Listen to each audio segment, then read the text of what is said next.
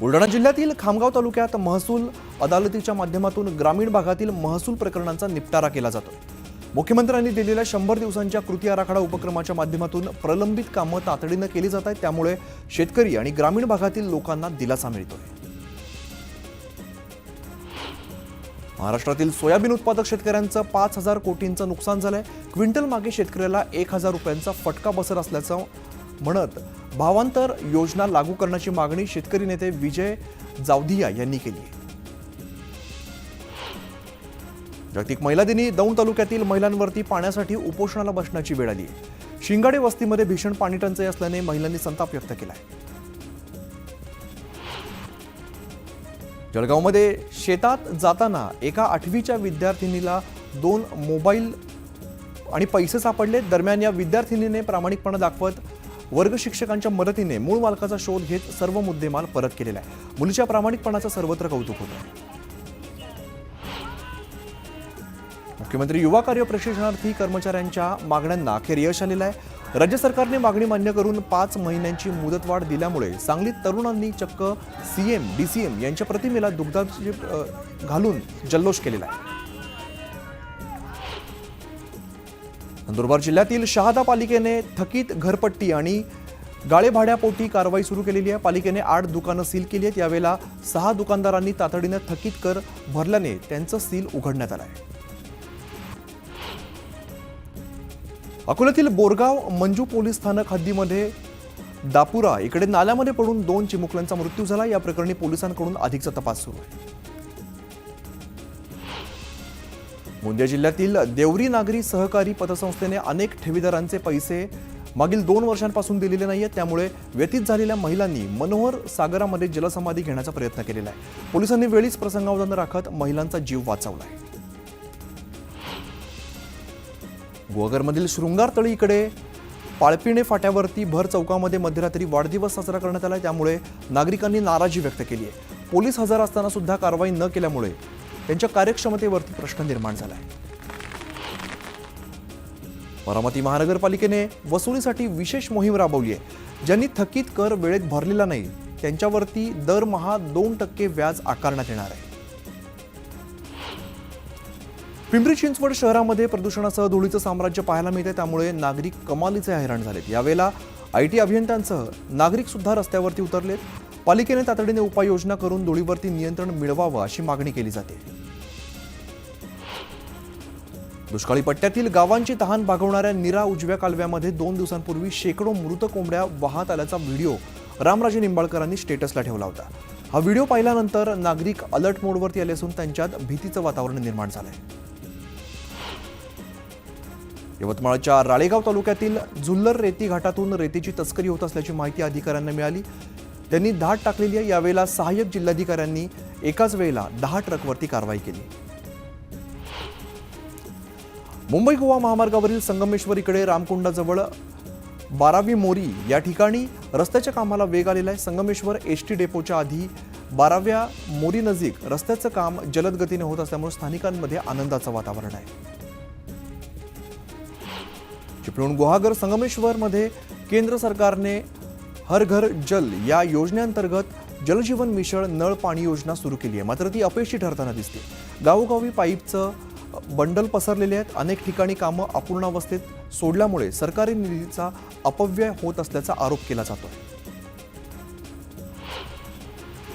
स्वारगेटमधील घटनेनंतर जिल्ह्यातील 4ही आगारात बस स्थानकात तातडीने CCTV यंत्रणा कार्यान्वित करण्याची मागणी करण्यात येते। मागणी पूर्ण न झाल्यास उभाटाकडून आंदोलनाचा इशारा दिला आहे। बांगलादेशी घुसखोरांविरोधात सोलापुरात भाजप आक्रमक झालेली आहे। भाजप पदाधिकाऱ्यांकडून पोलीस आयुक्तांना निवेदन देण्यात आलेलं आहे। घुसखोरी करणाऱ्या बांगलादेशींना आश्रय देणाऱ्यांवरती कारवाई करण्याची मागणी या निवेदनात केली आहे। नाशिकच्या इगतपुरी, त्र्यंबकेश्वर आणि पेठ या परिसरातील नागरिकांनी जिल्हा परिषदेवरती हंडा मोर्चा काढला। पाणी मिळत नसल्यामुळे नागरिक आक्रमक झाले। धाराशिवच्या उमरग्यात विविध संघटनेकडून कडकडीत बंद पाळण्यात आलेला आहे। संतोष देशमुख हत्या प्रकरणात धनंजय मुंडेंना सह आरोपी करण्याची मागणी या दरम्यान करण्यात आली। खासगी शाळांमधील वर्गांना वाढीव टप्पा द्यावा, आर्थिक तरतूद करावी या मागणीसाठी नांदेडमध्ये महिला शिक्षकांनी जेल भरो आंदोलन केलंय। मागण्यांकडे शासनाचं लक्ष वेधण्यासाठी महिला दिनी त्यांनी आंदोलन केलंय। बारामतीत प्रशासकीय भवनासमोर झारगवाडी गावातील महिलांनी आमरण उपोषण केलंय। उपोषणकर्त्यांच्या घराकडे येणाऱ्या रस्त्याचं काम मंजुरीनंतर सुद्धा शरद पवार गटाच्या पदाधिकाऱ्यांनी अडवलं असल्याचा आरोप त्यांनी केलाय। भैयाजी जोशींच्या वक्तव्याचा निषेधार्थ शिवसेना उभाटाच्या वतीने नंदुरबारमध्ये आंदोलन करण्यात आले। भैयाजी जोशींच्या प्रतिमेला जोडे मारत उभाटा कार्यकर्त्यांनी निषेध नोंदवलाय। सांगलीत भैयाजी जोशींचा वादग्रस्त वक्तव्याच्या विरोधात ठाकरे गटाच्या वतीने आंदोलन करण्यात आले। संतप्त शिवसैनिकांनी जोशींच्या पोस्टरला जोडे मारत निषेध केला। डॉक्टर ज्ञानेश्वर टाले यांच्यावर मेहकर उपविभागीय दंडाधिकाऱ्यांनी 1 वर्षासाठी तडीपारीची कारवाई केली आहे। यामुळे शेतकऱ्यांमध्ये संतापाची लाट उसळली असून राजकीय आकसापोटी कारवाई केल्याचा आरोप शेतकरी करतात। बुलढाणा जिल्ह्यातील खामगाव तालुक्यात महसूल अदालतीच्या माध्यमातून ग्रामीण भागातील महसूल प्रकरणांचा निपटारा केला जातोय। मुख्यमंत्र्यांनी दिलेल्या 100 दिवसांच्या कृती आराखडा उपक्रमाच्या माध्यमातून प्रलंबित कामं तातडीने केली जातात आणि त्यामुळे शेतकरी आणि ग्रामीण भागातील लोकांना दिलासा मिळतोय। महाराष्ट्रातील सोयाबीन उत्पादक शेतकऱ्यांचं 5,000 कोटींचं नुकसान झालंय। क्विंटल मागे शेतकऱ्याला 1,000 रुपयांचा फटका बसत असल्याचं म्हणत भावांतर योजना लागू करण्याची मागणी शेतकरी नेते विजय जावंदिया यांनी केली। अकोला शहरात विनापरवाना उभारण्यात आलेल्या दुकानांमधून खुलेआम चिकन मटणची विक्री होत असल्याची बाब समोर आली आहे आणि याची प्रशासनाकडून गंभीर दखल घेण्यात आली असून उमरी भागातील अतिक्रमणांवर कारवाई सुरू आहे। जागतिक महिला दिनी दौंड तालुक्यातील महिलांवर पाण्यासाठी उपोषणाला बसण्याची वेळ आली आहे। शिंगाडे वस्तीत भीषण पाणी टंचाई असल्यानं महिलांनी संताप व्यक्त केला। जळगावमध्ये शेतात जाताना एका 8वीच्या विद्यार्थिनीला 2 मोबाईल सापडलेले आहेत आणि दरम्यान या विद्यार्थिनीने प्रामाणिकपणा दाखवत वर्ग शिक्षकांच्या मदतीने मूळ मालकाचा शोध घेत सर्व मुद्देमाल परत केला। मुलीच्या या प्रामाणिकपणाचं सर्वत्र कौतुक केलं जातंय। मुख्यमंत्री युवा कार्य प्रशिक्षणार्थी कर्मचाऱ्यांच्या मागण्यांना अखेर यश आलं। राज्य सरकारनं मागणी मान्य करून 5 महिन्यांची मुदतवाढ दिल्यानं सांगलीत तरुणांनी चक्क सीएम डीसीएम यांच्या प्रतिमेला दुग्धाभिषेक घालून जल्लोष केला। नंदुरबार जिल्ह्यातील शहादा पालिकेनं थकीत घरपट्टी आणि गाळे भाड्यापोटी कारवाई सुरू केली। पालिकेनं 8 दुकानं सील केली। यावेळी 6 दुकानदारांनी तातडीनं थकीत कर भरल्यानं त्यांचं सील जे ते उघडण्यात आलं। अकोल्यातील बोरगाव मंजू पोलीस स्थानक हद्दीतील दापुरा इथे नाल्यात पडून 2 चिमुकल्यांचा मृत्यू झाला। या प्रकरणी पोलिसांकडून अधिकचा तपास सुरू आहे। गोंदिया जिल्ह्यातील देवरी नागरी सहकारी पतसंस्थेनं अनेक ठेवीदारांचे पैसे मागील 2 वर्षांपासून दिलेले नाहीत आणि त्यामुळे व्यथित झालेल्या महिलांनी मनोहर सागरात जलसमाधी घेण्याचा प्रयत्न केला। पोलिसांनी वेळीच प्रसंगावधान राखत महिलांचा जीव वाचवला। गुहागरमधील शृंगारतळी इथल्या पाळीपिणे फाट्यावर भर चौकात मध्यरात्री वाढदिवस साजरा करण्यात आला आणि यामुळे नागरिकांनी नाराजी व्यक्त केली आहे। पोलीस हजर असतानाही कारवाई न केल्यानं त्यांच्या कार्यक्षमतेवर प्रश्न निर्माण झाला। बारामती नगरपालिकेनं वसुलीसाठी विशेष मोहीम राबवली। ज्यांनी थकीत कर वेळेत भरला नाही त्यांच्या करावर दरमहा 2% व्याज आकारण्यात येणार आहे। पिंपरी चिंचवड शहरात प्रदूषणासह धुळीचं साम्राज्य पाहायला मिळतंय आणि त्यामुळे नागरिक कमालीचे हैराण झालेत। यावेळी IT अभियंत्यांसह नागरिकही रस्त्यावर उतरले। पालिकेनं तातडीनं उपाययोजना करून धुळीवर नियंत्रण मिळवावं अशी मागणी करण्यात येते।